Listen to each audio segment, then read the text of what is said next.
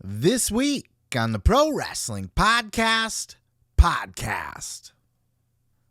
Vince McMahon is back in the Gorrilla chair, sporting a fresh mustache and bad booking ideas. MJF apparently throws tequila on a child, not water. GCW, Game Changer Wrestling, has filed an official opposition to AEW's trademark for Fight Forever, the video game. And the WWE makes moves to legalize gambling for a fixed fucking sport. I'm your host, Seth Grimes, and this is the Pro Wrestling Podcast.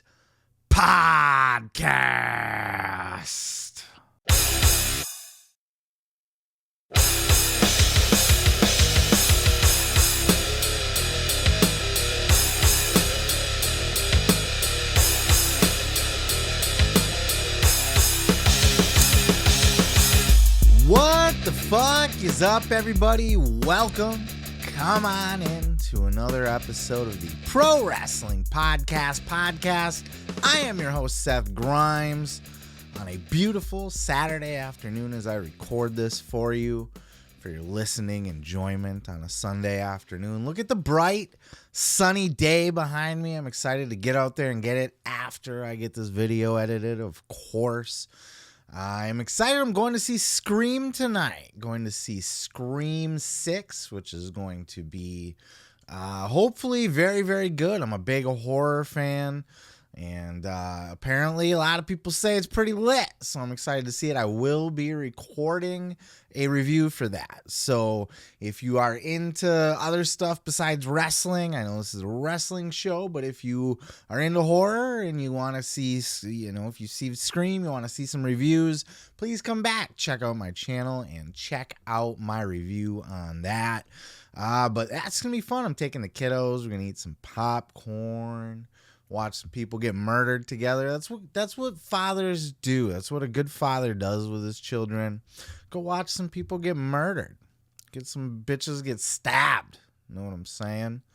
Also been checking out, have you seen these Jack Vaughn videos? I gotta put this over before I move on. I almost did a segment on it, but I'll address it here. These Jack Vaughn videos. He's an indie wrestler. Don't know much about him, but he's popping up all over my Facebook reels and stuff. And goddamn if I don't laugh my ass off at this man. He's doing it great. He's doing it the right way. He is making a name for himself on the indies. Look, I would not be shocked to see this guy pop up in AEW sometime at this, as long as he continues on this trajectory. Look, we saw the stupid pizza twirling guy.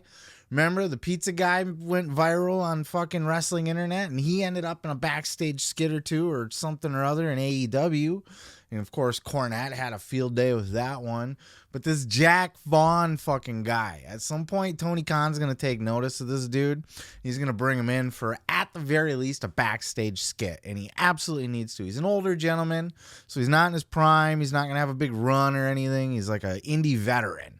And he's doing these skits out there where he's doing like indie wrestling versus professional wrestling, and just makes a mockery of how ridiculous indie spots can get sometimes, and all the flippy floppies and just do-si-dos and theatrics that go into it, and the thigh slapping. He ends every skit with a good old thigh slap, even if it doesn't apply to whatever move that he's doing. He'll just throw it in there. And he's got a lot of other fun stuff, too. Just great shit. I highly recommend you seek it out. But enough about that. We are here to talk about bigger things in the world of professional wrestling, podcasts, interviews. So let's just go ahead and dive right into it with some huge news. Vince McMahon has been confirmed to be back in the gorilla position for WWE. Of course, this was maybe just a one-time thing. Let's not blow it out of proportion or make this out to be something that it might not be. Rumors are that Vince McMahon was at WWE Raw this week simply to hang out with John Cena. Him and John Cena are bros. They're buddy. They love each other. They cuddle and stuff. So they slap each other's ass when they're lifting weights. Ha ha! God damn it! Good job. So they're buddies, and supposedly Vince was just there to hang out with John. But wouldn't you know it? You know, he got himself a good comfy seat right up next to Hunter and probably William Regal and Bruce Pritchard at the Gorilla position. Vince McMahon sat in Gorilla position, not just for John Cena's match, but for the whole show. And not only that, but Vince McMahon was also reportedly behind the Brock Lesnar Omos match. This maybe was after Lesnar turned down the match idea with Bray, but Vince apparently made that match. So, is Vince McMahon back in full form? Not yet, but he's inching his way in there just a little bit further every single time, right? Give an inch, take a mile. Oh, he's just back on the board. Oh, he's just the chairman now again. Oh, he's just pitching ideas. He's not actually the head of creative. He's just contributing ideas, just watching the show and giving his thoughts. Oh, he's just in the office this week. He's just got a thing. He's just been in his office. Oh, he's just at the show now, just sitting in Gorilla. He's just watching Cena. Oh, he just made this one match for WrestleMania. You see where this is going.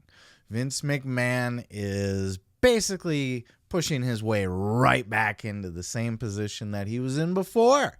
And look, why not? It's his company. He owns it. He can do what he wants, I suppose, especially if he's going to try to sell it. Let's take a look at these clips here. Oh, before we do, there's one other thing. I can't believe I missed it. Vince McMahon is sporting a mustache. Now, the picture you've seen going around the internet, that is not a real picture. That is photoshopped. I don't believe there is any actual photo proof that this existed, but it has been confirmed by multiple people backstage. Vince is sporting a stash. And if you've heard anybody talk in their podcast, Vince is notoriously shaving his face constantly. He is very clean. He doesn't not even a 5 o'clock shadow. For the whole entire 40, 50 years he's been alive, or not alive, he's 70. You get my point. In 40 years he's been in the business, people have only known him to have a perfectly shaved face.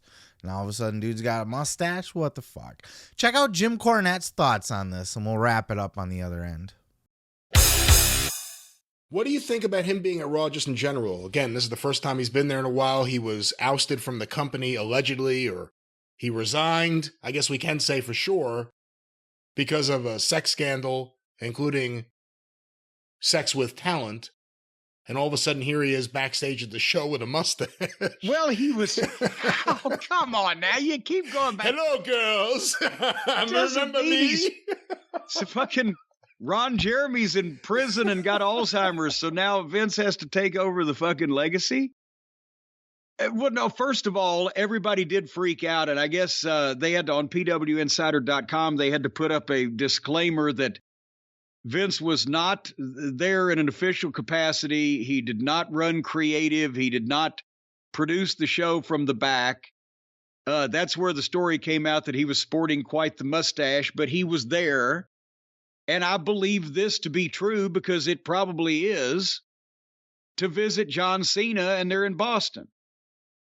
It's right up the road. It's Cena's hometown. I'm sure they...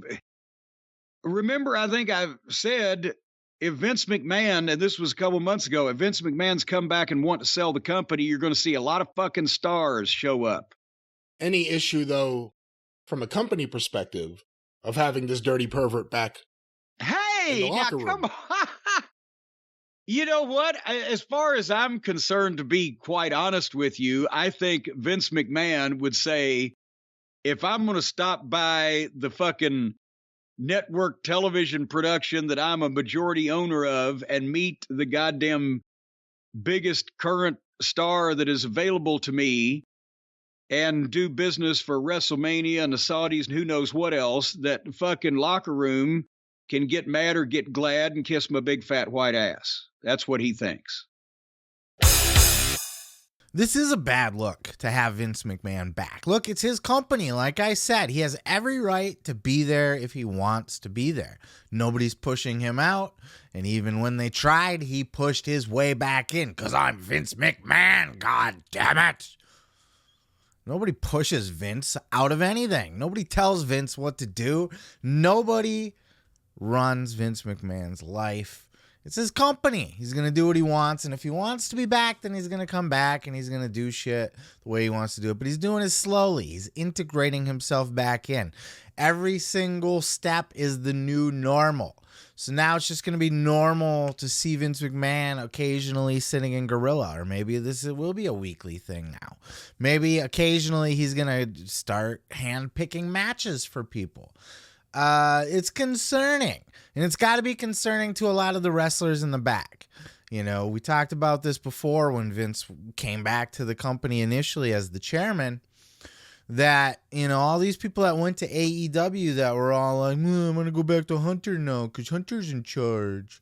But, you know, all those people are biting their tongue pretty hard right now. I'm sure House of Black is super happy to be the Trios champions right now and not heading back to work for Vince McMahon again. And you know what? If had that be where they ended up, fuck them. Good for them. I hope they get buried again. You know what I mean? Until Vince dies, he's going to be the boss of that company. I don't give a fuck what anybody says. I don't care who's running what, because at the end of the day, right now, everybody's just running shit because Vince is letting them run shit. You think Triple H has any authority at all, any power at all over his own position? He's there because Vince lets him be there. If Vince steps in and fires Triple H or tells Triple H to go home for a bit or moves Triple H to a different position like he has in the past even, Triple H can't do a goddamn thing about it. Vince is the chairman. Now, technically, it is Nick Khan's job as the CEO to appoint, fire, positions and that sort of thing. So he would be the direct overseer of Triple H's position. But Vince McMahon is the direct overseer of Nick Khan. So even Nick Khan is there only because Vince McMahon wants him to be there. Vince can snap his fingers and remove Nick Khan. Vince can snap his fingers and remove Triple H. He can snap his fingers and sit his ass right back down in the gorilla position with the headset on, yelling at people on the fucking headsets. God damn it, Cole. Tell him about the fucking action figures. It's a premium live event, damn it, not a pay-per-view. Gonna hurt my voice doing shit like that. Maybe I should just go straight mustachioed. Is that a new trend? Is that something that people are doing nowadays? I saw the mullet was trying to make a comeback for a little bit. Dominic's got one going on. Cash Wheeler's got one going on. Brian Pillman, my God, the sexiest fucking mullet you'll ever see. Brian Pillman Jr., that is. I digress. What do you guys think of this Vince McMahon thing? Let me know your thoughts down in the comments below. Is this concerning that he's back in Gorilla? Was this just a one-time thing for John Cena? But then what do you make of him booking the Omos and Lesnar match? It's obviously the worst match in WrestleMania history since like The Undertaker and Giant Gonzalez, which I was a fan of as a kid, by the way. I love that WrestleMania. Everybody says it's the worst WrestleMania. It's bad. I mean, the matches aren't good, but it's a fun little show, right? Big, giant, naked man with his fur fucking crotch, and then the Undertaker, the zombie. You got fucking chloroformed. It's good shit. Anyway, I'm out of here. Let me know your thoughts down in the comments below. Vince McMahon back in the saddle again.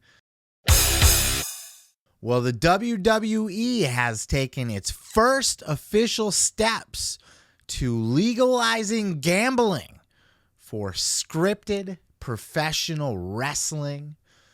This news broke this week that WWE had started to make moves, that they had filed paperwork and that they are looking to legalize gambling for a scripted sport. Look, we're all marks. We should be excited for this.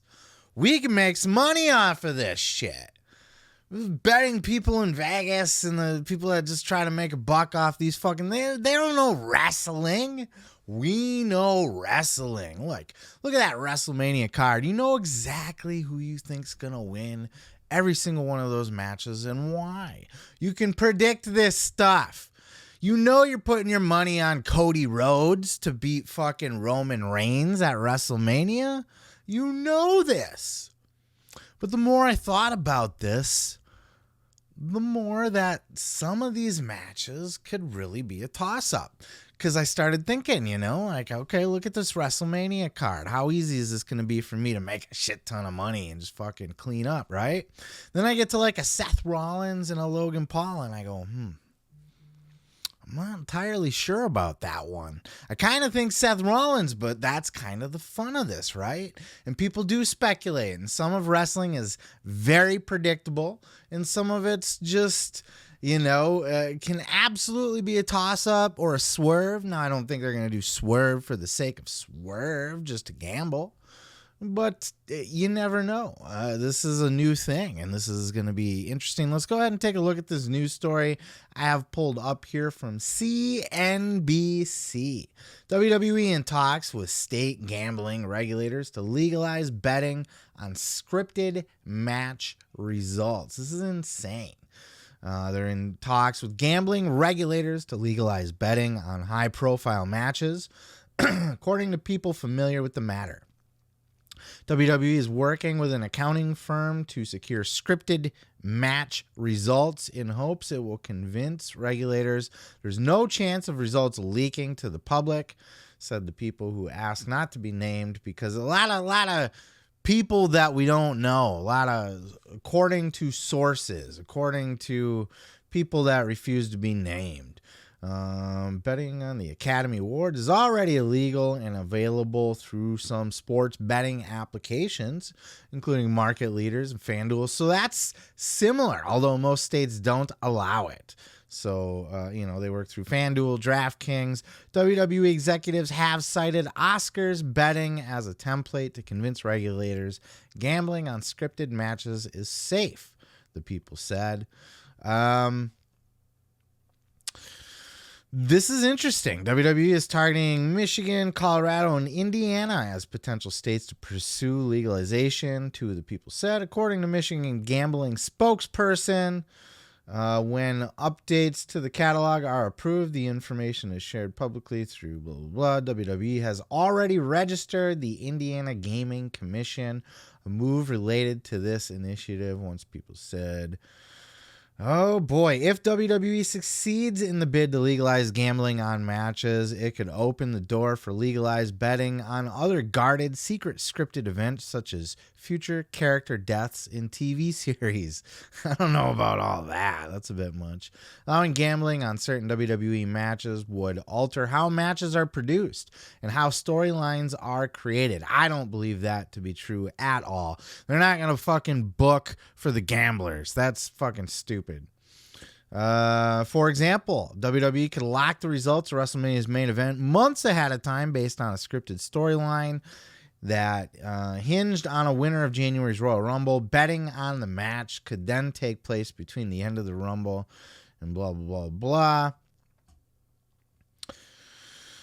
Oh, boy.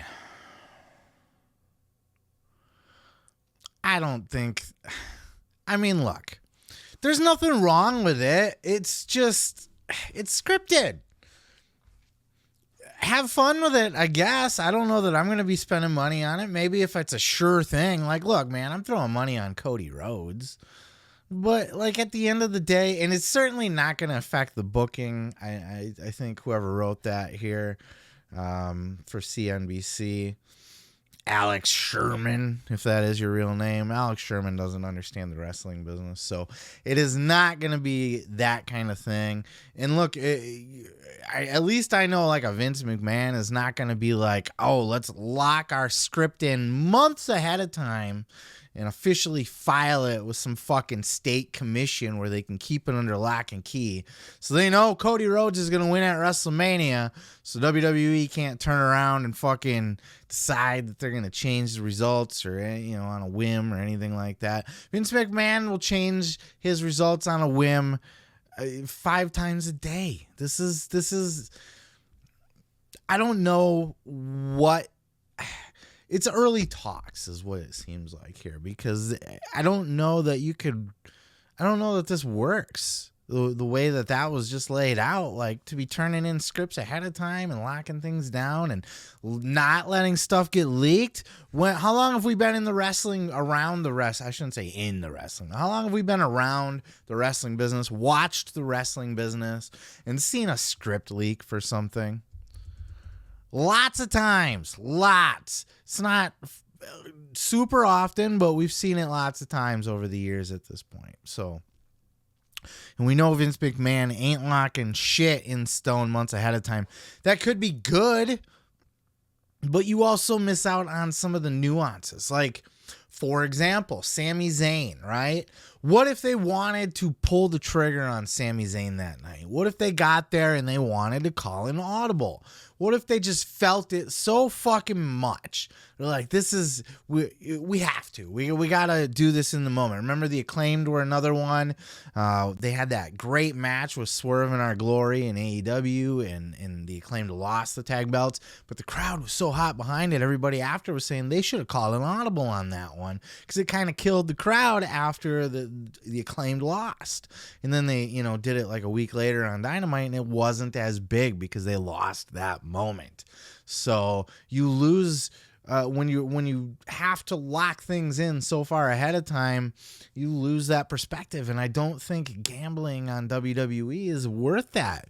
It's a revenue stream, but how much money are they going to make off people betting on this shit that it's worth like putting all that effort into pre-planning all their scripts? And look, a show can benefit from long-term booking, but you also have to have the flexibility to readjust. People get injured. What if the shit's locked in for Cody Rhodes versus Roman Reigns at WrestleMania, and Cody Rhodes fucking tears his other peck off at a fucking house show? What then? Now what? Roman's got to probably face Sami Zayn, and then who's going to win that one? It doesn't work like that. So, Royal Rumble, maybe somebody's supposed to win that bitch and they accidentally get thrown out. You cannot do this. They got to figure out those logistics first, and that's going to be a problem. And not to mention just it's problematic that people can bet on scripted stuff. Like, who's to say somebody in the know doesn't tell a friend of a friend to put in a little bet ski on something? It's dumb. It's a fun idea. Like, I wouldn't be opposed to throwing a bet or two down. I don't do the DraftKings shit. I don't do that stuff.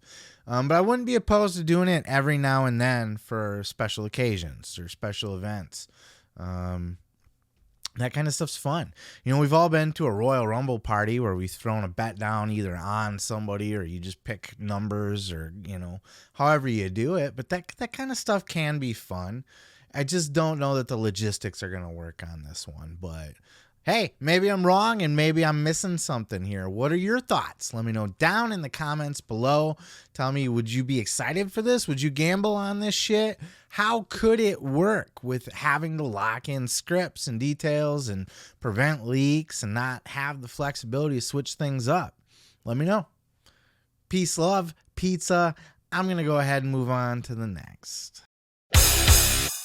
Well, the AEW World's Champion, MJF, has gotten himself into a little bit of hot water with the court of public opinion this week.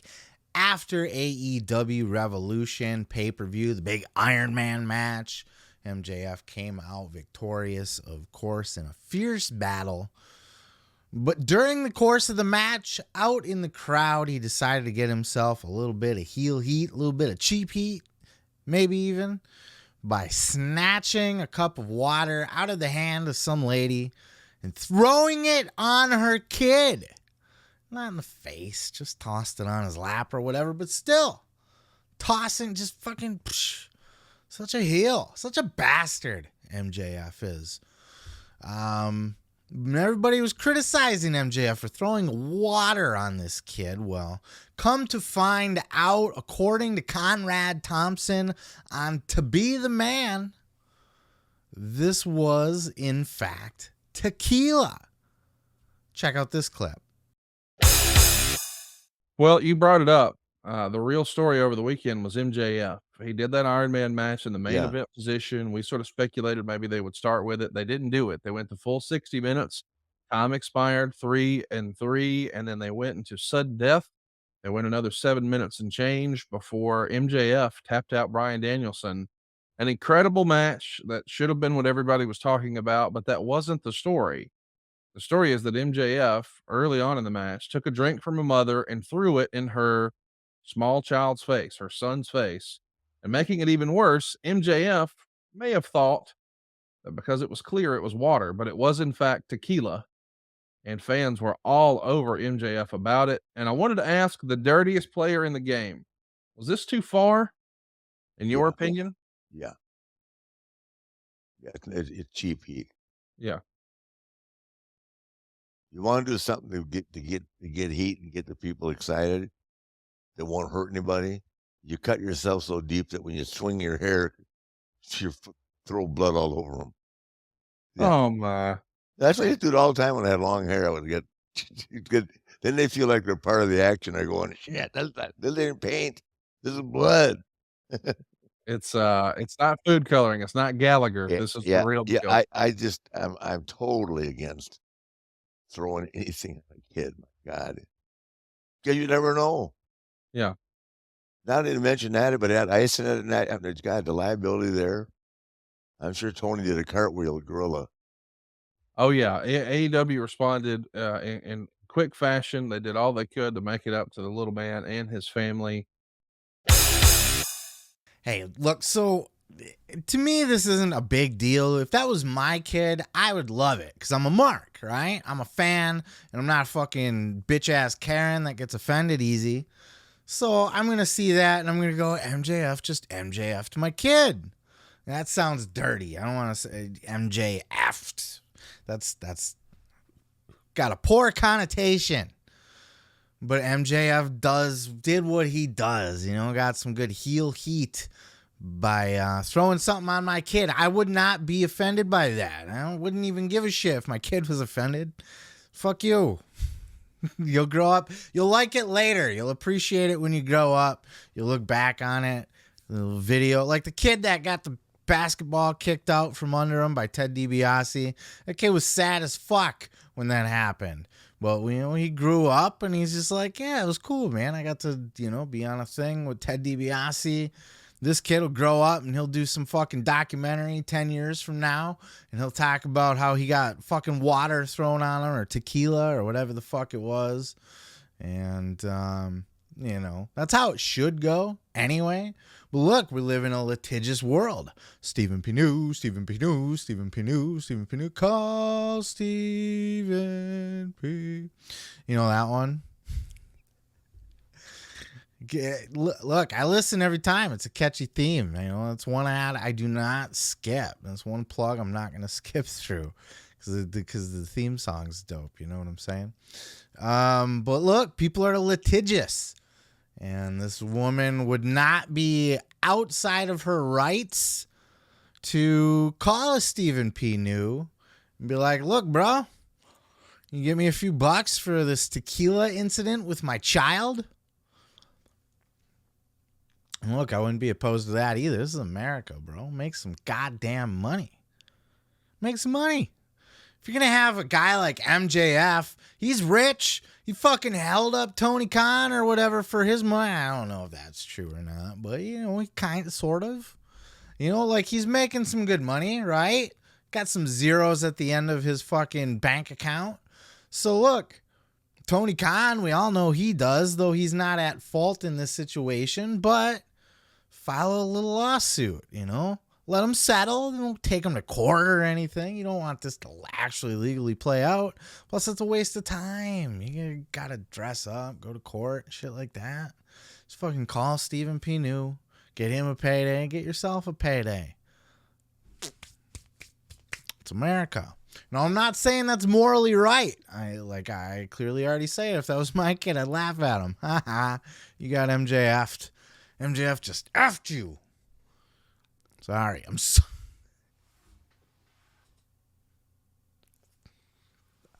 sorry.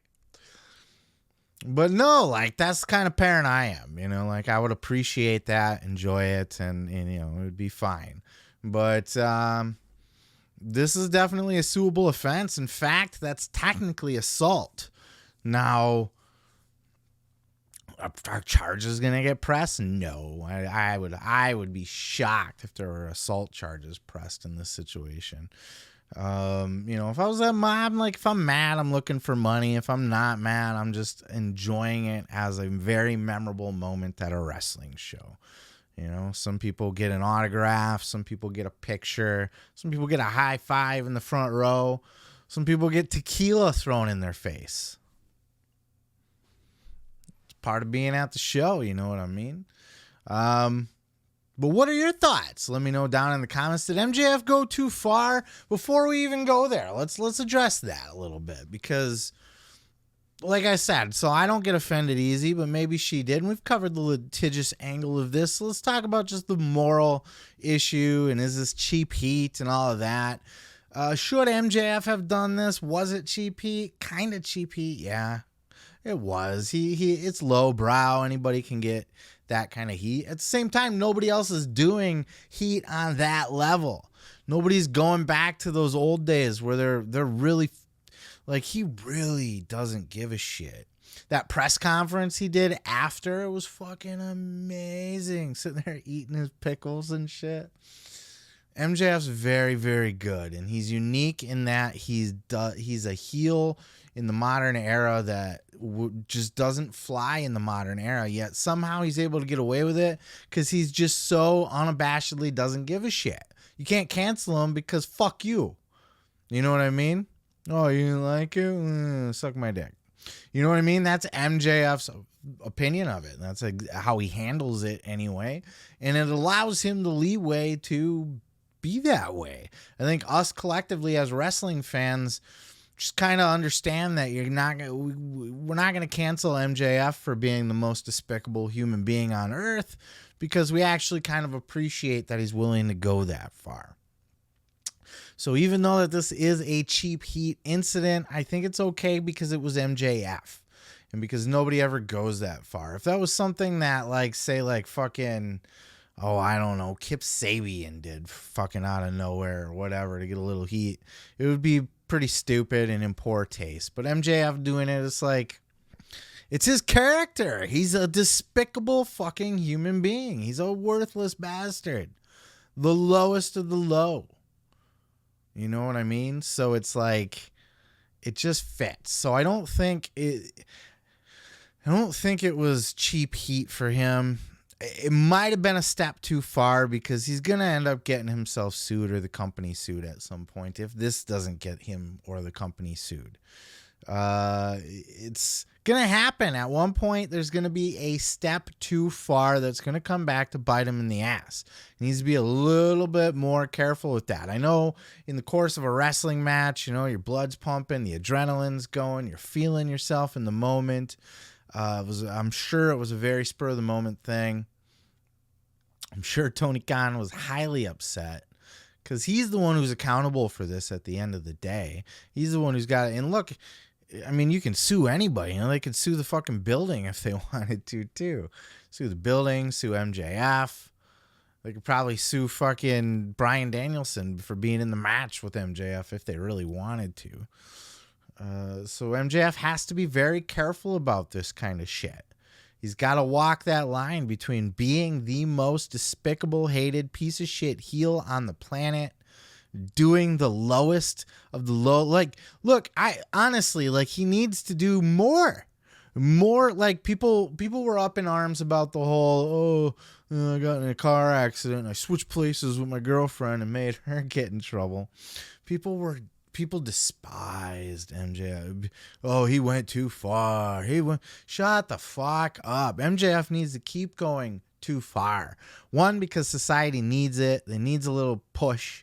You know what I mean? Everybody's so sensitive. Everybody wants to be coddled in their safe space, blankets and shit.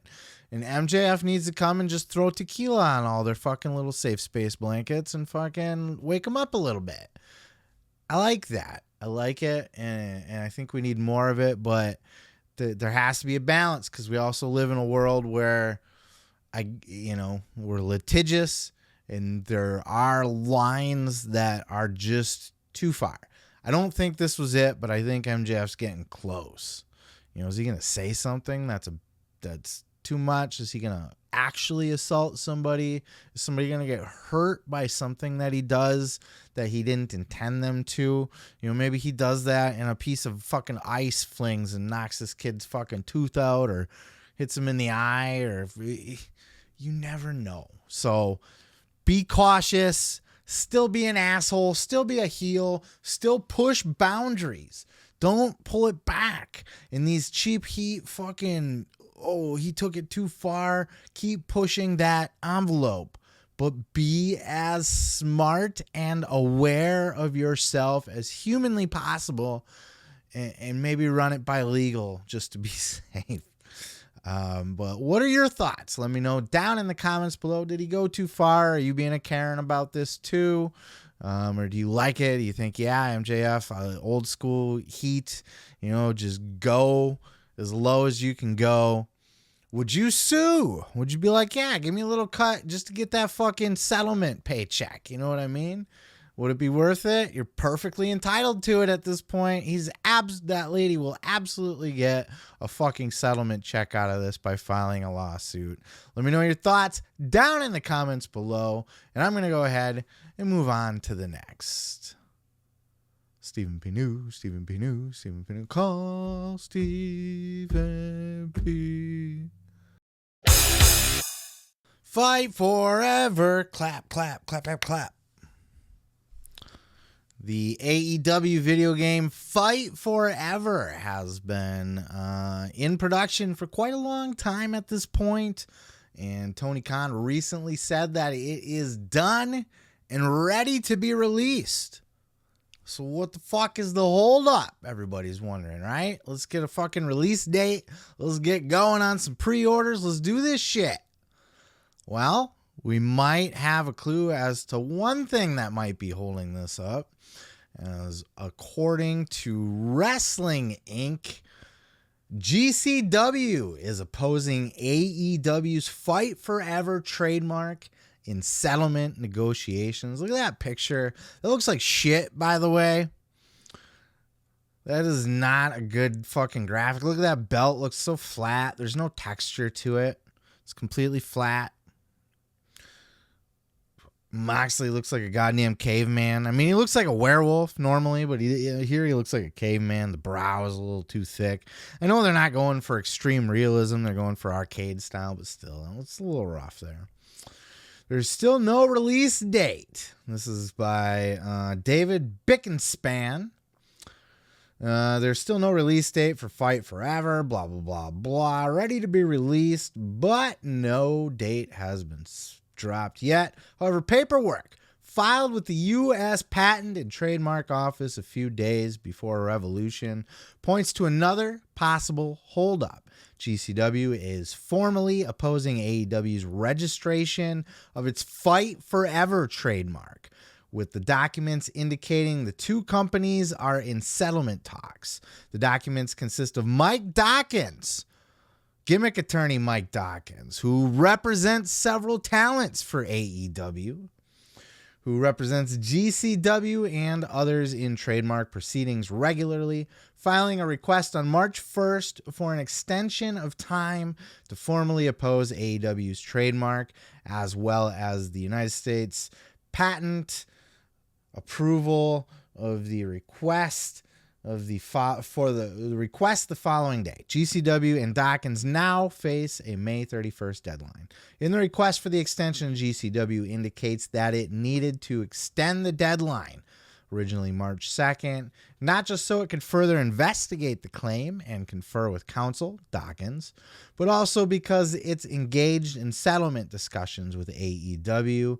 GCW held its own Fight Forever in January of 2021 as a 24-hour event with no fans in attendance. I remember that during the COVID lockdowns and such like that. When reached by Wrestling Inc., Mike Dawkins, gimmick attorney, declined a request for comment. As of the writing, neither GCW nor AEW has responded to similar requests. However, we do have an update over here on Twitter, as we have Brett Lauderdale, who is the boss man. He's the Paul Heyman, if you will, of GCW. He Twitter posted, GCW has never and will never ask for $1 of Tony Khan's money. This was in response to some fucking nerd on the internet here saying, this seems pretty clear, like most other wrestling people, they just want some of Tony Khan's money. This is ridiculous. Well, first of all, they had a fucking event called Fight Forever. I don't know if they filed a trademark for it or what the situation is here, but we'll get more into that in a second. JD from New York chimes in, but we'll leave that be because Sean Ross Sapp has a little bit of a news update on this. He posted, GCW is not looking to delay the release of AEW's video game or get money from AEW. Per GCW, they're looking to simply make sure that they can still use the name in future charity shows. Look at JD, GCW starting the process to oppose the video game is lowbrow, carny, indie garbage. That's a bad take by JD, by the way. Very bad take. Let's take a look at this here. So here's the way that I see it. GCW had an event called Fight Forever. So I don't know if they trademarked it. Probably not, because they are indie-rific. You know what I mean? They probably might not have the money to do that. Maybe they did. Either way, they got an attorney involved. You know, they had the event. It does not appear that they're fighting over the name even. Or for money. This isn't a lawsuit. This is they want to make sure that they didn't lose the name somehow, from what I gather, or that they're able to just continue doing their Fight Forever events, and that's AEW is going to be okay. Like, you can do GCW's fine. Like, do the video game. Let us do our fucking charity show. And I think that seems to be where the injunction comes in and what they're looking into doing at this point. This could change. GCW could certainly seek monetary resolution if they have copyrighted Fight Forever, then they got AEW by the balls. I don't think they did, because AEW certainly would have looked into a copyright before just naming the game and promoting it, coming out with it publicly. There's no way they're just like, oh, let's call it Fight Forever and not copyright it in the fucking world of professional wrestling. And I don't know how much you know about trademarks and stuff. Certainly I'm not an expert either. And by the way, copyright and trademark are different things, even though I seem to be using them interchangeably. But, you know, if a trademark is filed for Fight Forever by GCW, it's going to cover anything related to wrestling, so that, say, Impact Wrestling can't do a Fight Forever event without GCW suing the fuck out of them, or WWE even couldn't use Fight Forever. This is something like MLW's been, got into lawsuits with WWE before over like War Games and stuff like that, because for a little bit MLW had War Games. So this is, it doesn't sound like GCW has trademarked this. Otherwise, AEW would have never been able to get Fight Forever off the ground in the context of professional wrestling anyway. So now it sounds like maybe GCW is like, fuck, we still want to use that name for our thing. I don't know the exact, without seeing any court case, who knows who trademarked what, how any of this works. Maybe AEW's legal team did overlook this when they called the game Fight Forever, but I just can't imagine they would a company the size of AEW would create a video game called Fight Forever without trademarking Fight Forever as a term for AEW wrestling. You know what I mean? So it's a little strange how this is playing out, but it doesn't look like a money grab. And look, Brett Lauderdale seems like a pretty good dude. He's not a shisty little fucking weasel. You know what I mean? He's not a scumbag, indie fucking rific garbage promoter, as JD from New York said. You know, and I know JD's got hot takes and he's outspoken and stuff, and that's part of his character too. And you know, feisty New York motherfucker and all that, but that's a bad take. I don't see GCW doing this to just be a dick or do a money grab or anything like that. Maybe that's how it plays out. Maybe I'm completely wrong. But this just seems to be like, let's just work out how we're going to use this name Fight Forever, you know, who can use what and how. Let's get all this situated. So they're working on a settlement. They're working on an agreement. They're probably working with AEW to sit down and go, okay, you can use it for this. I can use it for that. I won't call it a video game. You won't call it a pay-per-view. Bada bing, bada boom. We're good. That could very well be. Look, AEW's Fight Forever video game, to me, doesn't take away from a GCW Fight Forever pay-per-view. It's not WrestleMania, the video game. You know what I mean? It's not necessarily an established brand yet. And it just, to me, they're almost two different things. Fight Forever is a term in wrestling, not necessarily a brand in wrestling. It's kind of, you know, it's a chant. It's a chant. It's like calling a fucking game what? And a pay-per-view what? You can't own what? I mean, you could, but like, you get my point. I'm digressing again. So, I don't know. What are your thoughts? How do you see this? Is GCW being a bunch of greedy little bitches? Money grab for Tony Khan? Or was AEW in the wrong for calling this game Fight Forever, knowing full well that GCW had a Fight Forever event? Did GCW get caught slipping? Did they not trademark this bitch? And now they're facing a situation where they could lose their pay-per-view name, and maybe gimmick attorney Mike Dawkins is simply fighting to try to hang on to the rights to use the pay-per-view name. Who knows? But I'm going to keep an eye on this. We'll see how this plays out. We'll see where things go. But I am curious your thoughts. Let me know in the comments below. Peace, love, and pizza. I'm going to move ahead to the next. Woo! Well, the Nature Boy, Ric Flair, and Dirty Dutch Mantell, good old Zeb Coulter, got into it this week with a little bit of an exchange that started with Dutch Mantell on his podcast, Storytime with Dutch, where he was talking about Ric Flair's last match. This has been something that he's been critical of. He has taken shots at Ric Flair's last match in the past as just, you know, something that he probably shouldn't be doing, to be 100% honest. And this was in the context of Ric Flair bragging about how much money he made. When people say that he was, you know, people criticizing his last match, Rick is like, well, I made a shit ton of money off of it, you know. So Dutch Mantell was asked about this, and Dutch Mantell does what he does naturally. Tell the truth. Just speak from the heart on it. So this is what Dutch Mantell had to say about Ric Flair's last match. Check out this clip. I don't know. Yeah. I was disappointed. And he ripped the fans off. And even he planned, and I've said this before, the layout of the match was wrong. Why didn't they let his son-in-law do the sell part and Rick make the comeback instead of him going in there and trying to sell and then winning the match? And he was sweating like a Russian racehorse. And I've had people write me and said, I thought he was going to, seriously, people thought he was going to die. And I think he passed out a time or two in there. He doesn't even remember it.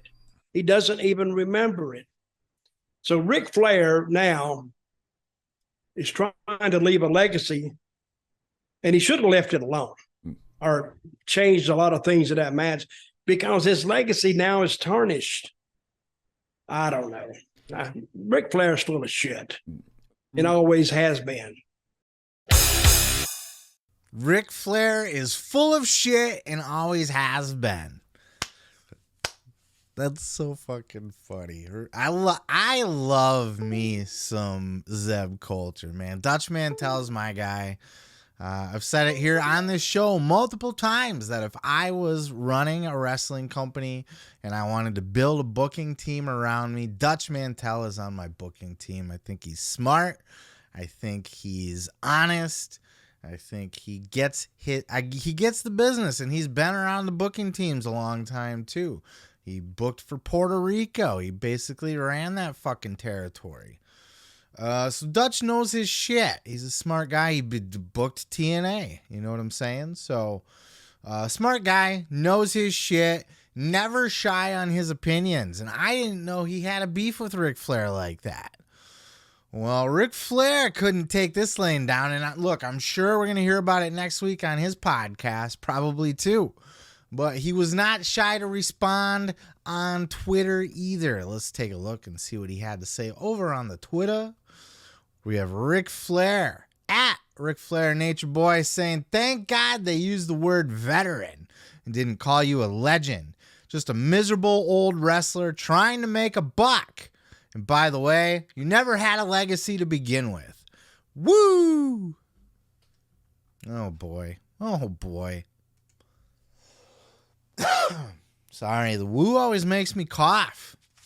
Hits me in that spot. Look, I didn't know they had that kind of heat, I guess. You know, Ric Flair's full of shit, always has been. Ric Flair's a bitter guy. What does he call him, by the way?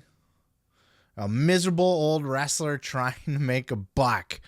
Boy, if that ain't the pot calling the kettle black, ain't it? A miserable old wrestler trying to make a buck. That's Ric Flair. That's right. If you were to describe that, people would tell you Ric Flair. Look, I don't fault Dutch for having a podcast trying to make a buck. What else are you going to do as an old ass wrestler? Sit down and tell stories. And Dutch tells great stories. That's why his fucking podcast is called Story Time with Dutch Mantell. You sit around a fucking campfire and you listen to Uncle Dutch tell stories about the wrestling business. Fucking brilliant. Look, maybe I am a little biased. I've covered this for a long time here. Ric Flair has a long history of being a bitter, crabby, miserable fuck. He gets offended easy. He has thin skin. He takes shots at everybody uncalled for sometimes. He'll go off on a rant. Fucking, he'll be talking with Conrad, and Conrad will just fucking be saying something, and Flair will be like, what'd you say, Jim Herd? Conrad's like, no, I didn't say Jim Herd. He's like, oh, I thought you said Jim Herd because fucking Jim Herd. Fuck that guy. Ha ha. What a piece of shit he was. Nobody brought it up. What the fuck are you talking about? So that's this kind of shit that Rick is very bitter. Very bitter. He loves to take his little shots. He did it just this week on his show again. I forgot who he was criticizing. It might have been Austin Theory. I think he went in on somebody else pretty hard too. Rick just, I don't know where that mentality comes from. Look, I love a good shit talk once in a while. Like I come from a rap background. I love a good beef, a good fucking, a good diss track. You know what I mean? Like taking shots back and forth can be fun, can be entertaining. And look, fuck, it's good for my show. Look at this. We're talking about it, gives me something to talk about. Look, I'm entertained by it, but at the end of the day, like, what's in these fuckers' hearts when they're like, look, Dutch, from what I can tell, and he has been overly critical of Ric Flair's last match. They've had multiple segments on his show, different angles, approaching it in different ways, but he's been very critical of it. But a lot of people have. I don't know that he's picking on, and look, just by, and call a spade by saying Ric Flair's full of shit and always has been. He is in no uncertain terms saying that he does not like Ric Flair. So clearly he's biased there, but this doesn't look like he's a miserable old fuck trying to make a buck. He's not out here, let's bury it. This isn't the Ric Flair burial show to fucking make some money off of it and get clicks, brother. He's asked topical questions. Maybe this was teed up to get this particular reaction out of him, but he's just answering a question. Dutch doesn't strike me as a particularly vengeful or spiteful or miserable guy. He's probably a little bit miserable. He's an old crotchety fucker. But he's just honest, brutal honesty sometimes, But I have the utmost respect for Dutch Mantell, and I can't say the same for Ric Flair. Sorry, hot take here. Dutch Mantell, all the respect in the world. Ric Flair, I don't like Ric Flair. I really don't. I want to like Ric Flair. I respect Ric Flair, the wrestler. I respect his wrestling career. I respect his legacy. I don't respect Ric Flair as a man. I don't. I think he's a pretty horrible human being, to be honest with you. I think his perspectives are all out of whack. I think after almost dying and coming back, he should just be thankful to be alive and be happy and coming from a place of peace. But he's coming from a place of being an elitist, being above other people, being better than other people, putting other people down, making fun of other people, criticizing other people. He talked on his recent show about how he used to dunk people's heads in toilets. He's done it a couple times. Laughing about it still to this day. What kind of man is that? I know some of you are out there giggling and it would be funny, I'm sure, especially if the guy really deserved it. But what kind of human being at 70 some years old still gets a giggle about dunking multiple people's heads in toilets? I don't know, man. I just think Ric Flair, he's a very thin-skinned, salty, egotistical. I mean, you've heard, I just went through it all. I know it sounds bad. I know Ric Flair has his fans, and I know people are going to criticize me for my opinion on Rick, but that's just how I see it. And though this started with Dutch, and Rick is only responding, and I get that, I still think Rick is out of line here. It's the pot calling the kettle black. Even if what you're saying is true, have you looked in the fucking mirror? Have you heard yourself ever on any show? It's the perspective of it, I guess. Where Rick is coming from, where Dutch is coming from. Dutch isn't out here to bury Ric Flair necessarily. He's just not going to hold back when asked about Ric Flair because he doesn't like the guy. Just like I'm not holding back talking about Ric Flair right now. Nobody asked me, of course, but it's my fucking show and I picked the topic and it's a thing that's going on and the thing. It's a thing and the thing. So that's my thoughts on it. I don't know. What are your thoughts? You like this kind of shit? It can be entertaining sometimes, right? I'd like to see what Rick has to say on his show. I wonder if he's going to leave this be or if he's going to go hard on Dutch. I'm surprised that there's that much heat because they come from the same era. I would have thought they would have worked and been around each other. But I side with Dutch on this one. But that's just me. Let me know your thoughts down in the comments below. And I'm going to go ahead and move on to the next. Well, last week we covered Chris Jericho saying that he has zero interest in a return to the WWE. He has firmly planted his flag in AEW. That's where he wants to be. He's signed a long-term 10-year contract. He'll be there until he's 61. He's going to probably retire as a professional wrestler for AEW as a company, and he's proud of it. He's very outspoken about how proud he is of AEW, how he wants to be the guy behind leading this revolutionary change in the business. And no matter what you think about AEW, you can never take away the fact that they have changed the business forever. They've given a whole nother place for people to come and make $1 million contracts, multi-$100,000 contracts. It's a big, big deal what they've been able to do. And Chris Jericho has been at the forefront of that. So there's no wonder why he doesn't want to leave AEW, besides the huge fat paycheck that he's getting and the complete creative freedom and all of that. But to talk more about it, Chris Jericho was on the Sessions podcast with Renee Paquette this week, and it was a pretty damn good chat, as it always is with Renee. God damn, she's one of the best interviewers in the business, period. Her conversation skills are almost next to none. I can't think of too many that could be better than her. She's just so fucking easy to talk to, so kind, so like warm, and like creating that atmosphere where you feel comfortable opening up to her. She really is like talking to your fucking sister or something like that. You know, she's great.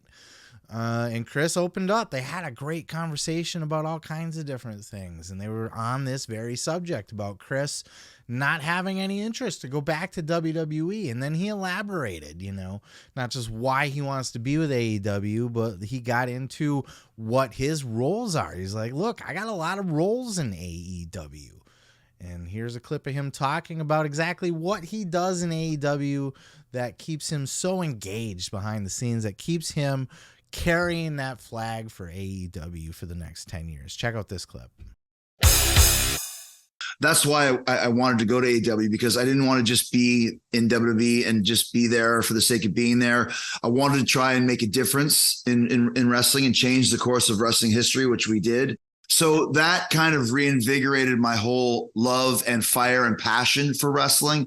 And now that we're 3.5 years in, I have a lot of responsibilities in AEW, and it's not just in the ring, it's a lot out of the ring, especially over the what are some of the other hats that you're wearing? Because you are very busy doing things outside of being Chris Jericho in the ring.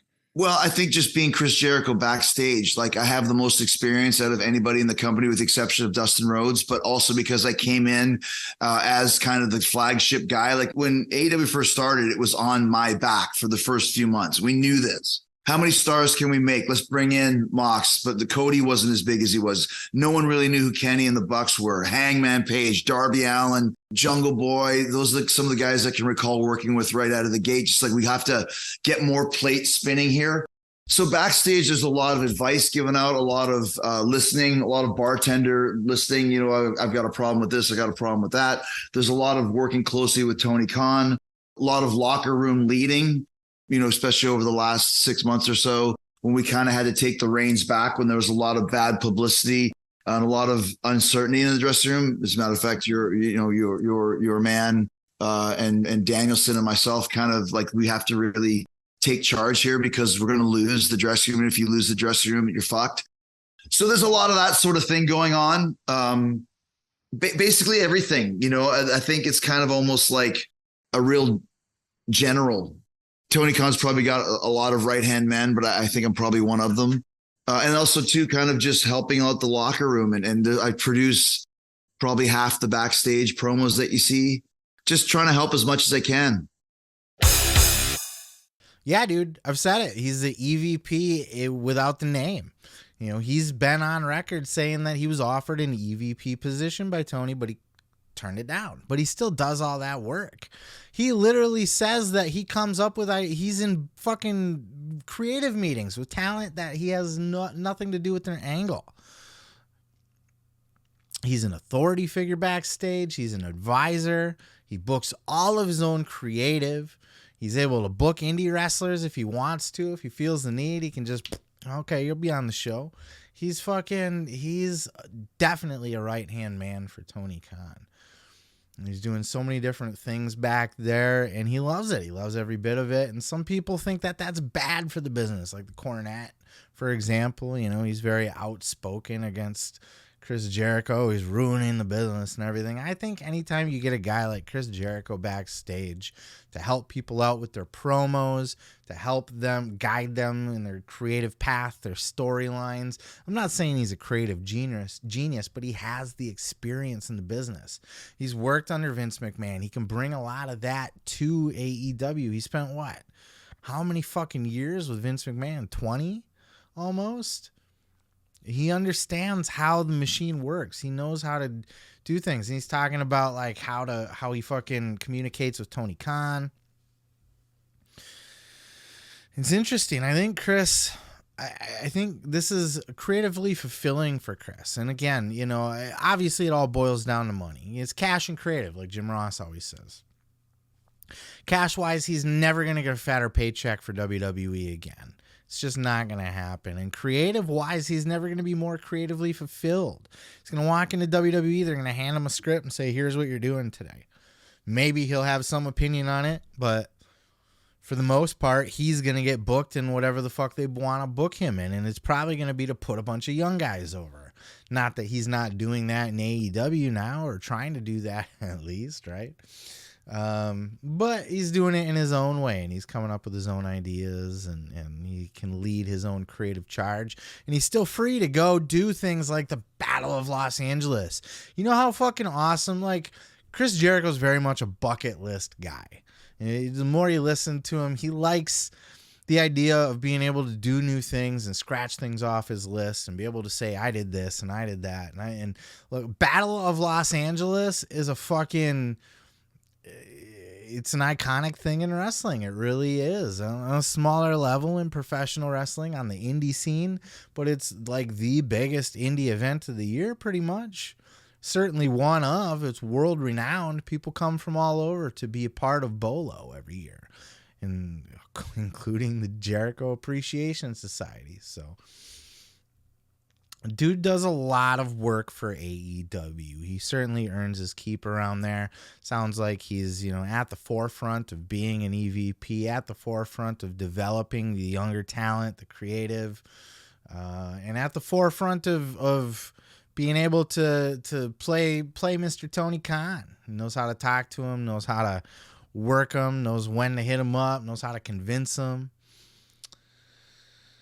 Jericho, man, he's got a good gig. What else can you say? I liked it. But this was a fantastic conversation that he had with Renee. This was some of the newer information, because we've all heard these stories about Chris Jericho, doing this behind the scenes, doing that behind the scenes, but I don't think he's ever actually itemized them necessarily like he did here, and really exposed just how big of a part he really is of the actual machine of AEW. I think Chris Jericho, at least the way he talks, very much fancies himself to be AEW, not just a guy that's hired to work for AEW, but I think AEW runs in his blood. He sees a lot of AEW as his baby, even though it's Tony's baby. I think Jericho sees it as his baby too, and I think that, along with a giant fucking truckload of money, is why he's staying where he's staying. Well, it was made public information that FTR's contract with AEW is up this April. And according to Dax on his podcast, as he's been talking about it over the last few weeks, that they had asked for their time off from AEW to both heal their bodies and to consider their next move in the business, as they are looking at an upcoming free agency in a completely different wrestling world than it was when they came to AEW. And they had said that, even Dax had even said as much, that he reached out to Tony Khan and had not heard anything back. There was some beef that Tony Khan didn't acknowledge FTR in like the feud of the year with the Briscoes or whatever, just acknowledge the Briscoes. And all of this seemed to be not looking good for an AEW re-sign, even though Dax had also been very critical of WWE. And there was the teasers. There was the thing with the little WWE contract in the bottom of the picture. Very teasery stuff going on. And then it came out by Mike Johnson this week that this was all a work. That with FTR returning at Revolution, picking up the tag titles, looks like they're going to have a little run with the Ass Boys again, that this was... FTR has re-signed a long-term deal with AEW, and that all of this was just a work, just to fuck with fans and just to kind of keep the speculation out there to inevitably have FTR return home to AEW. And everybody was widely reporting this. And look, Mike Johnson's no fucking slouch. He knows his shit. He's certainly not he's not just a fly-by-night fucking dirt sheet writer, It's not Ringside News or something like that. He's a real journalist, god damn it. But, look, journalists get shit wrong, and perhaps he did, perhaps he didn't. But we had on the FTR podcast with Dax Harwood this week, Uncle Dax saying that not so fast. Nothing's changed. I don't know where this is coming from. We ain't signed shit. We're still going to be free agents in April. Check out this clip. Let's talk a little bit about your return.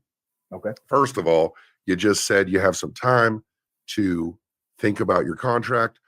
Mike Johnson of PW Insider reported y'all already locked up and that your absence was a storyline thing. Okay.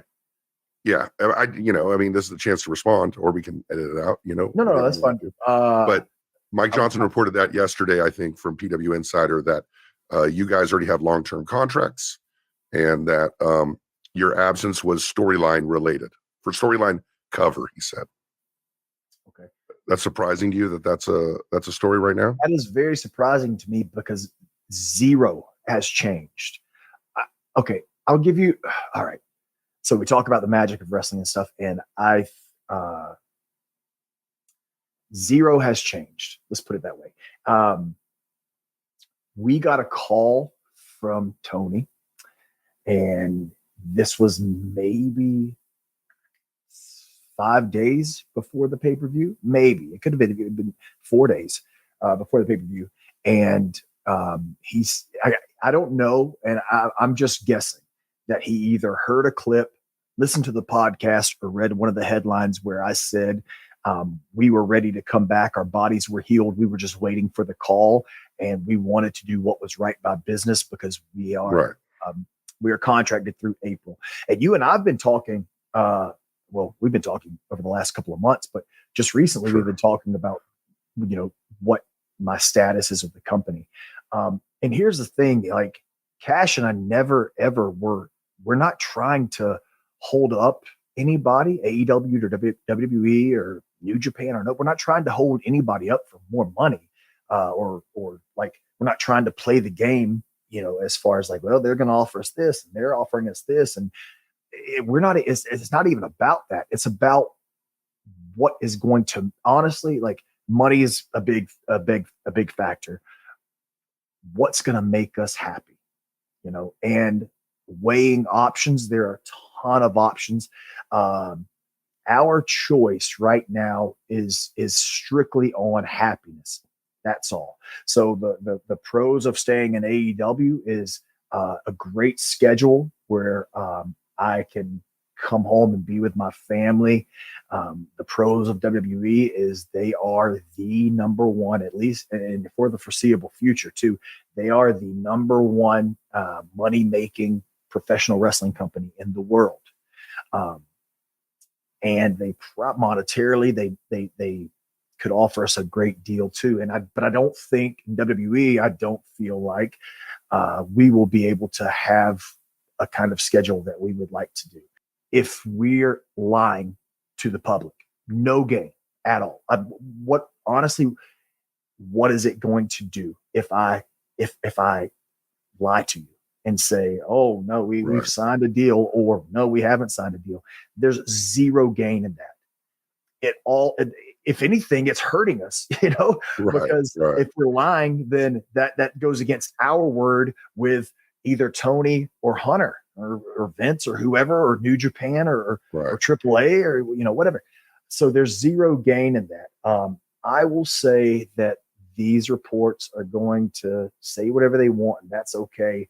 I will just say nothing has changed, and please allow everything to play out, because come April, you'll be able to understand what we're doing and where we're going. I don't know what to believe anymore. I don't. I know Dax likes a little kayfabe in his life. He was a little vague with the Young Bucks and stuff like that too, his relationship with the Bucks, because he knows that there's possibly a future match in there, and that it's better for the match if the fans think that there's heat there.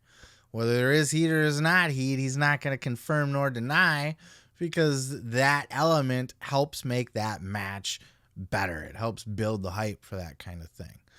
I don't know what it does to help anybody at this point if they have already re-signed to just not admit it yet, unless there's more to a storyline that's coming up or something about them maybe being free agents. Maybe they have them in the Ass Boys, they get a tag title match and it becomes a loser leaves, or like, you know, if we win, we're the tag champs, but if we lose, we'll leave AEW. That would certainly be a booking decision to make that would lead Dax to be like, no, man, we haven't re-signed shit. And then people would go into that match thinking, fuck, they said they haven't re-signed. And this is a loser. You know, if they lose, they leave AEW. They could lose and leave AEW. This could be their last match. And then they win the tag belts. And then it's announced that, yes, they have signed long-term deals with AEW. That would be the only reason. Otherwise, just fucking say it now. You're back. Yes, we're back. We've signed our contracts and we're on the hook. I don't know. And Mike Johnson doesn't typically get shit wrong, though anybody's capable of getting shit wrong. I tend to believe Mike Johnson here, and here's why. I think FTR is best suited to work for AEW. I think when they're looking at how do we want to end our careers, we're getting older. You know, everybody says, oh, the money's in WWE, like fucking AEW pays people like fucking Impact or something. You know, they're paying people indie money. Shut the fuck up. AEW has life-changing money. Are you serious? Are you serious? Tony Khan could write a fucking check that he could wipe his ass with, and it wouldn't even, he wouldn't even fucking lose 20 seconds of sleep over a big fat paycheck that would be fatter than anything that WWE would sign FTR to if he actually wanted them. And I would, if I was Tony Khan. Fuck, man, but I like tag team wrestling and I love FTR. I would want to build my tag team division around these guys. That would be my pitch for them. Please come re-sign with me long term. I know you guys are looking for your last contract. Let's make it worth your while. Let's let you get out there and have some fun on the indies and do all your dream matches. And let's make you our AEW tag team champions and just fucking have the run of a century and help fucking build this tag team division. Of course, they could lose the belts and stuff, but let's build it around you guys. You know, let's have the best tag team division in the world. But that's just me. I don't know what Tony sees in FTR.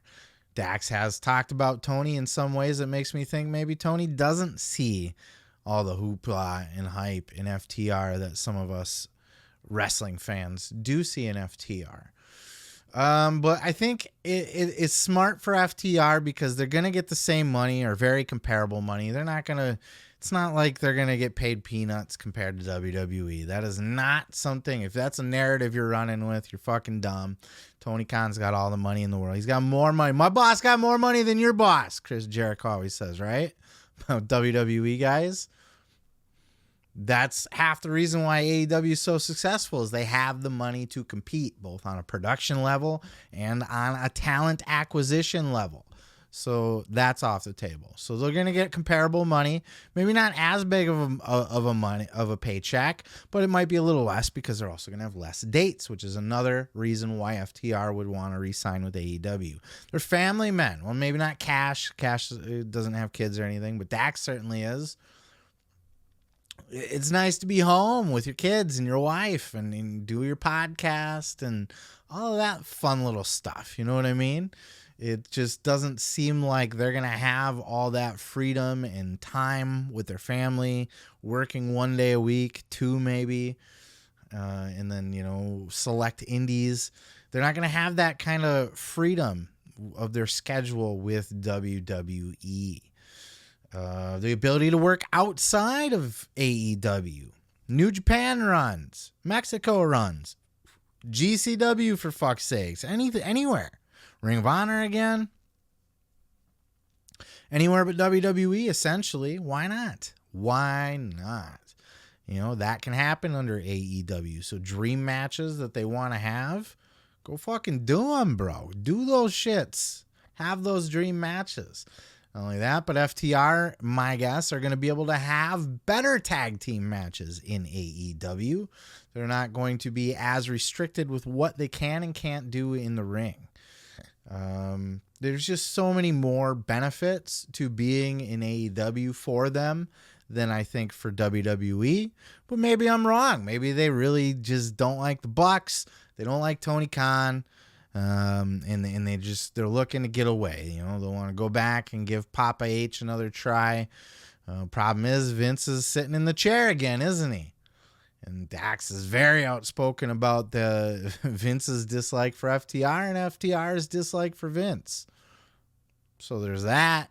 Plus, Dax is also outspoken on record saying that Triple H wasn't necessarily Papa H to them like he was to so many others. Just because they came up in NXT, they still never felt like they were Triple H guys. They weren't Triple H's top choice. They were the guys to work with Triple H's top choice. You know, they worked with DIY because DIY was Triple H's guys and so on, you know, American Alpha, and just those feuds that they were having there were kind of designed to get other people over. Just so happened people started to like FTR. So I think they're signed. If they're not already signed with AEW, they probably will, but it's still up in the air, I guess, until we know for sure. We don't know. And Dax is still certainly playing the mystery. Look, man, I'm no Booker of the Year or anything like that, but keep your eye out for if you lose, you leave AEW. I certainly see that. FTR is coming back for another title shot. Ass Boys, all they got to do is say, guys, we already beat you guys. We don't need to face you. We don't want to face you. But I'll tell you what, if you want one more shot at the champs, that's fine. But this time, if you lose, you leave AEW. So it's titles versus careers. That's how I would do it. So keep an eye out for that one. That would be smart booking. And then you leave it vague. You got Dax on his podcast talking about, I don't know what our future is going to be. Maybe tease WWE a little bit more. That's exactly what you do. And then FTR gets the win. You build the uncertainty in the match. Lots of false finishes. Maybe not lots, but a couple to make you go, oh no, they're going to. And then fucking FTR goes on their second monster run, give them those belts again, and just fucking we're the FTR show now. Push them as top guys because they're fucking top guys. God damn it. Santino Marella was on the Insight podcast with Chris Van Vliet this week. Fantastic little interview. Santino's a charming as fuck guy. Of course, Santino now working with Impact Wrestling as an authority figure of some kind. Perfect role for him. I love Santino. I've always loved Santino. He's comedic gold. He was so fucking talented, unbelievably talented, both in the ring but as a comedian and a character. Kurt Angle-esque, as a matter of fact, because he came in, he's a legitimate badass. He could kick the shit out of pretty much anybody. Very, very tough guy, very skilled in actual wrestling ability, but he's a comedic genius. The fucking eyebrow, Santina. They covered it all in this interview with Chris Van Vliet. A fantastic little interview, a charming interview. I almost didn't listen to it, because look, Santino's not a super like headline eye-popping guy or anything like that, but man, I was smiling the whole time I was listening to this. There's two clips I want to draw your attention to in particular here. The first one was he's talking about his debut at the WWE, which to me was a fantastic WWE debut. We don't see too many like really important, really like memorable WWE debuts for a lot of guys these days, but this one in particular, if you remember, I remember it very fondly, where Umaga was just beating the fuck out of people as the Intercontinental Champion, man. Thumbing people. And that's why if you watched Umaga, you see Solo Sikoa with that fucking thumb, the Samoan spike, and you know how dangerous that shit is. That shit's over because Umaga got that shit over. He was killing people. I loved me some Umaga back in the day. And then his fucking Armando Estrada. Everybody listen to me. Haha. Breaks the cigar. So fucking cool. But Umaga was on this tear. He was just dominating people. And then some fuck in the front row gets challenged to come in the ring and try to take the strap from Umaga. Check out this clip. So at what point, like, I imagine you get there with everybody else. Then when do they go, okay, well, Santino, you're going to go out in the crowd now? Oh, so as I'm walking in the door, I had met Arn Anderson before at OVW, and literally, like, they're walking out of the production meeting. He has his, his papers in his back pocket, and he walks by and goes, "Hey, kid, you having a good day? You winning the IC strap?" And walks away. I'm like, IC strap? That means Intercontinental Championship? Like, did I just hear that right? And then someone confirmed it. We had a little walkthrough, and then the show starts, and then they bring me out to a seat that says reserved. And then the crazy thing was when Vince's music hit, everybody rushed the barricade, like 4 or 5 people deep. And I'm like, oh my God, he's not going to see me. And I'm like panicking. And then slowly, as he's talking, they kind of filtered back to their seats. And then Umaga came out, and it might have been the other order, but they rushed the barricade again. I go, oh my God, I lost my opportunity again. And then they kind of filtered back to their seats. And then when he said, "Does anybody in the audience?" And I'm like, "Phew," and I was there. I was front row.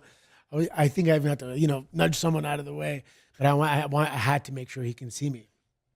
And then he scanned the audience and said, "You, that guy." Yeah, in the brown shirt. Yeah. I still have that shirt. I'm saving it for the movie. It was such a fun debut. They just don't do them like that anymore. They're so few and far between when they do cool shit like that. Usually people just debut as a fucking greenhorn and work their way up the ranks or whatever. Maybe they make their debut in a Rumble or something like that. But these little fun storyline angle debuts, they're really fun and they're effective when they're used properly. This was effective. You know how over Santino was in the moment, and he talked about this here, how he quickly, the fans turned on him pretty quick because him as a character was untrained, right? He's just some guy out of the crowd. So you can only just beat established guys for so long before fans start to it loses his steam. So he did turn heel pretty quick, but for that moment, that moment in itself, win the Intercontinental title to beat Umaga, it was a very, very big deal at that time. And especially because Umaga was established. You can get away with that kind of shit when somebody's over. He was killing everybody. He was beating everybody. He was a dominant Intercontinental champion. So that's why it was that much more of a shock, a surprise, and a moment. They talked about all kinds of fun stuff. He got into Santino on here. They talked about that time that he almost won the Elimination Chamber. I was at that show, actually. It was in Milwaukee. The Elimination Chamber, it came down to him and Bryan Danielson, Daniel Bryan at the time. And, of course, we all knew Daniel Bryan was going to WrestleMania, but they created this element of surprise in this match where there was enough. I don't remember. I haven't gone back and watched it, so I couldn't tell you if there was a lot of false finishes. But there was enough there with false finishes and oh-so-closes that there was a genuine feel that it was a possibility that Santino was going to win this shit. I was there for that, and that was a cool moment. And the other thing that Santino's so known for is the Cobra. The most ridiculous move since the People's Elbow. Right up there with the People's Elbow. Doesn't have the star power of the Rock, but as a move in general, same thing. Same energy, right? Check out this clip of Santino talking about how the Cobra came to be. Where did you come up with the Cobra? The Cobra, I was in Japan, so for most of 2004, I was living in Japan. And after the shows there, we all go to a bar, a restaurant, and everything. And there was a gentleman named Taro who was friends with my coach, Mr. Ishikawa. And he just was sitting at the table and he just showed me this thing where he transforms his arm into this little kind of wooden puppet type thing. And I remember looking at Mystery Chicago and being like, I don't get it. What is that? He goes, oh, it's just a funny thing he does, you know. So he made me try it. The next time I saw him, he's like, do you remember how to do it? You know, and that was it. Like, that was it. That was just a little funny thing between us. I'm guessing about 5 years later, I believe it was Atlanta. And I was wrestling either Chavo or Carlito. I think it was Chavo. And I said, hey, I'm gonna try something during my comeback. So it's like, you know, jab and clothesline or whatever, punch. And then I stop and do this transformation of my arm and I hit him. And he turns away into a schoolboy. And without seeing it on TV, the audience immediately laughed. So, and like Cena, I always sat beside Cena. So he came back, I came back through the curtain. He's like, I would keep that if I were you. That was funny. And so I was doing it only on live events. And then one day I go to TV and Ricky Steamboat was my producer. And he's like, I was wrestling Zack Ryder. And he goes, you know, you're going over with the Cobra. Vince wants to see the Cobra. I'm like, Vince knows about the Cobra? He goes, yeah, he reads the reports. And I go, okay. So then, yeah, I did the Cobra. But the Cobra was crazy. Like in 3 weeks, really quickly, I would gesture for it, and I would see in my like peripheral vision like the entire arena like jumping up, like. And they're doing it with you too. And I'm like, really? Like, I'm okay. They like it. I mean, I didn't find it that spectacular, but they loved it. So, and then I think I did it for like a year without the sleeve, and then we introduced the sleeve. That's brilliant marketing. But one of the biggest compliments I ever had, I was doing a signing. This guy came up to me and he said, hey, when I was in elementary school, they had to ban the Cobra from my school, like on the announcements, because everyone was Cobraing each other. That is like, so good. That's like, I made it. That's like, you know, pop culture, mainstream. Like if the Cobra has to be banned, the Cobra's over. I just really recommend this interview just to hear Santino talk, man. He's a good storyteller. He's charming. He'll give you that smile while you're watching, and he's humble. He's humble as fuck. Everything he talked about, just so happy to be there, happy to have the opportunity. Just you know, he understood the assignment. He was there to do his thing, and he enjoyed every single second of it. Anything that they gave him, any piece of shit, the eyebrow. He said he tried to stop doing the eyebrow for a little bit. Vince wouldn't let him, and then because he got to the point where he got injured, and then he came back and he just didn't do the eyebrow, and Vince had forgotten by then, so it wasn't the thing anymore. Which is totally a Vince thing, right? You know, he's gonna not let you get away with the eyebrow, but by the time you come back from injury, he's long forgotten about it. Doesn't even remember it was a thing. Yeah, great shit. Great interview with Santino. Informative and just fun. And look, there's so many bitter guys in professional wrestling nowadays that just bitch about their time, bitch about other guys, bury other guys, to get themselves over that way. I love these humble guys that come out. And look, I love a good shit talker. You know, I covered on this show Dutch Mantell and Ric Flair talking shit back and forth. So I love a good trash talker. I love a good fight, a good beef, but I like these guys that can come out and just be humble and appreciative and happy for their opportunity and happy for everything they're given. And Santino, my God, he is the prime example of when you tell somebody, if you give somebody something bad, give them something shit to work with and tell them, well, it's your job to go get it over, kid. You know, you can bitch about it. You can complain about it. You can do it half-assed because you don't like it, or you can put your whole fucking soul into making it the greatest thing it could be. And I think Santino is example number one of what to do with dog shit. Making chicken salad out of chicken shit. That's it. That's all I got for you. Thank you for checking out the show, hanging out with me all the way to the end. Look, I know I've had a few longer ones the last couple weeks. I don't know how long this one will end up being once I get it edited down and stuff. I don't shoot. My goal is to shoot for an hour. If I'm under an hour, I feel like I'm shortchanging you guys. But even when I do an hour, sometimes I look at the amount of clips and like I feel like for a clip show, I should have more than 5-6 clips. I should have like 10 clips, but then becomes a 2-hour show. Even if I try to not talk as long. Like, you know, I don't set any kind of time for how long I'm going to talk about something.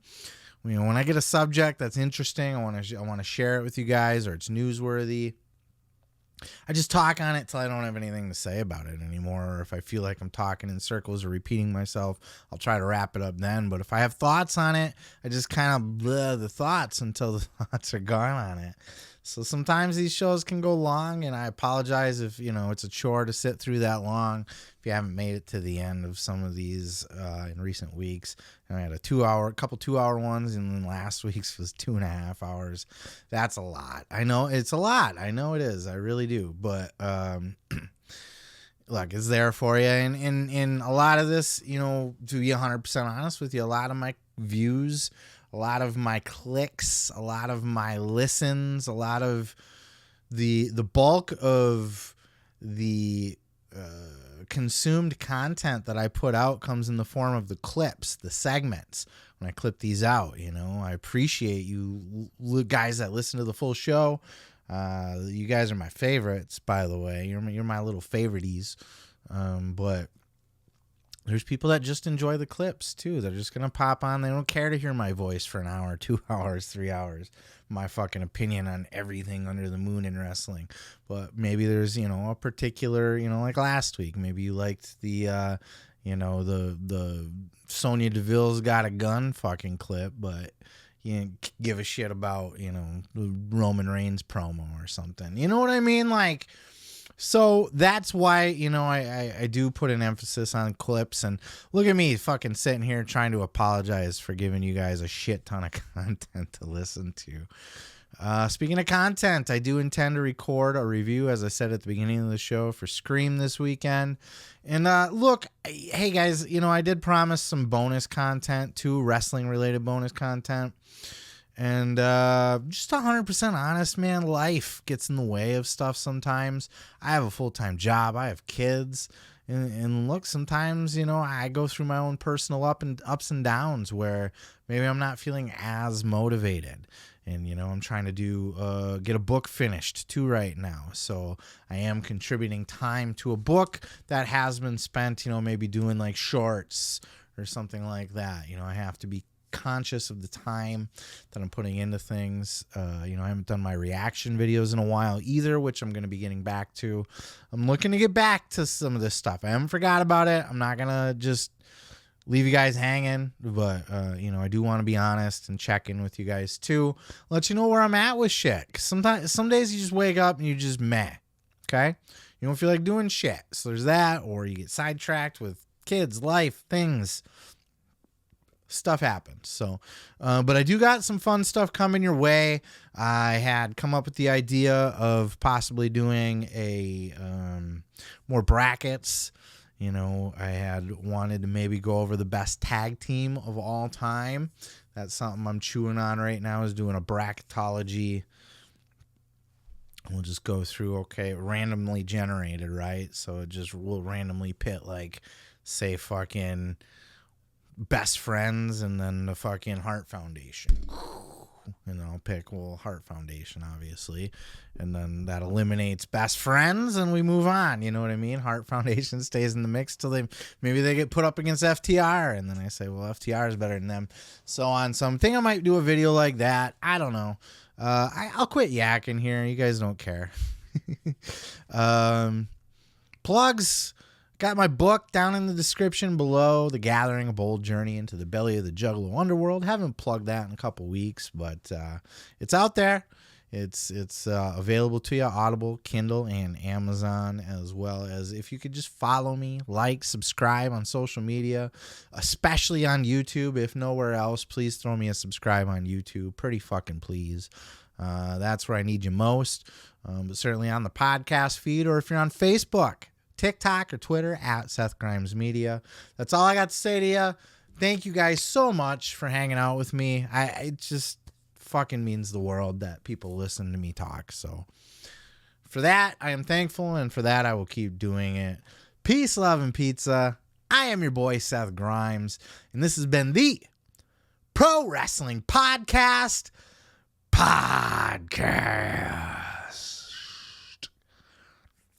That one was a little awkward. I think I wanted to try to slip into a Vince McMahon accent a little bit towards the end of that. I think that's where that went wrong. And then I tried to catch myself, and then it just sounded meh. Just meh.